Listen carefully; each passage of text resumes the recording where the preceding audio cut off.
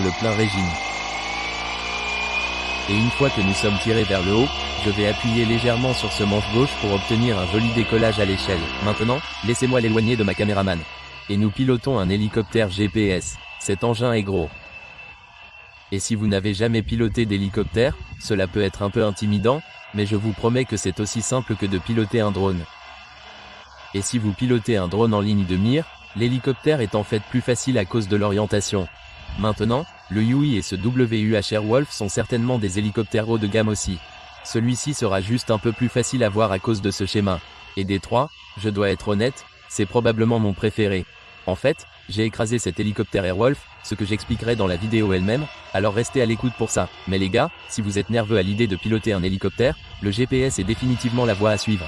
Ce qui se passe, c'est qu'il va maintenir sa position. Donc, même s'il y a du vent dehors, il va rester exactement là où il est. Maintenant, si vous remarquez mon manche gauche, c'est le manche collectif. C'est donc ce qui monte et descend. Il est naturellement centré, donc si vous le lâchez à tout moment, il se centre automatiquement et l'hélicoptère va maintenir sa position. C'est la même chose pour avancer ou reculer. Donc vous avancez, vous lâchez, il va s'arrêter et maintenir sa position. Maintenant, ce qui est bien, c'est que si vous volez, vous êtes nerveux, vous ne savez pas ce qui se passe, vous lâchez. Regardez ça, l'hélicoptère s'arrête et il va voler tout seul. Une fois que le GPS est verrouillé, c'est là qu'il reste. Maintenant, même si le vent souffle, il va rester assis là et se battre. Je vais donc vous montrer dans une seconde ce qu'est un souffleur de feuilles. Maintenant, il existe des modes de vol automatiques, n'est-ce pas? Alors, je vais voler bien bas. C'est moi qui le pilote. Mais ce qui est super cool, c'est que je vais le faire voler très bas pour ça. Allons-y, comme ça. Si j'appuie sur cet interrupteur de normal à 0, cet hélicoptère va voler selon ce schéma indéfiniment jusqu'à ce que je le fasse arrêter. Donc, c'est vraiment une fonction intéressante. On s'en rapproche assez. Est-ce que tout va bien? Oui, tout va bien.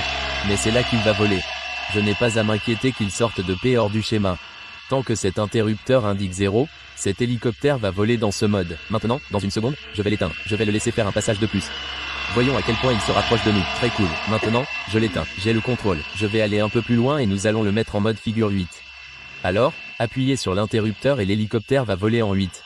Maintenant, pourquoi est-ce que je le fais si bas par rapport au sol? Écoutez, vous pouvez le faire à n'importe quelle altitude. Je le fais si bas par rapport au sol pour montrer à quel point le GPS est verrouillé, n'est-ce pas? Il est si bas par rapport au sol, mais je ne crains pas que cette chose perde de l'altitude et heurte l'herbe.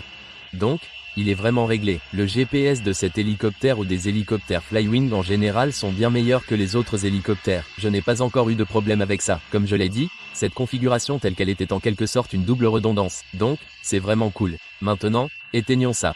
Je reviens à la normale. J'ai le contrôle total de cet hélicoptère et je vais vous montrer la vitesse maximale de tout. Alors, laissez-le s'arrêter. Maintenant, je vais aller à fond à gauche du gouvernail. Quand je m'arrête, il s'arrête. Tirez le gouvernail à droite. Faites 2 passes ici. Quand je m'arrête, l'hélicoptère s'arrête. En avant, arrêt. Laissez-le s'arrêter. En arrière, on va aller à fond à gauche et à fond à droite. Même si ce n'est pas en mode sport, il a beaucoup de contrôle, n'est-ce pas? Je peux faire des trucs plutôt cool et en tirer une assez bonne vitesse. La seule chose que le mode sport va augmenter, c'est la vitesse de la tête. Donc, essentiellement, ici, je monte à fond. Si j'étais en mode sport, cette montée serait beaucoup plus intense. Et la descente, c'est la même chose. Ce serait beaucoup plus intense. Mais dans ce mode, vous obtiendrez les temps de vol les plus longs. Et à mon avis, c'est plutôt bien, mec. Vous n'avez pas à vous soucier, vous savez, de l'autonomie de votre batterie. Et encore une fois, il a beaucoup de contrôle. Piloter un hélicoptère de cette taille dans un jardin aussi petit, c'est plutôt bien, mec. Et pour être honnête, si vous vous contentez de faire du surplace pour essayer d'apprendre à vous orienter, vous pourriez le piloter dans un espace encore plus petit. Maintenant, je veux vous montrer une chose que j'aime vraiment. Dois-je reculer? Je vais l'atterrir sur les pavés. Je vais vous montrer comment faire atterrir cette chose. Normalement, lorsque vous atterrissez des hélicoptères comme celui-ci, ils s'éteignent tout seuls. Mais ce que j'aime dans ça, regardez, je baisse les manches. Je le laisse atterrir et il va rester enroulé.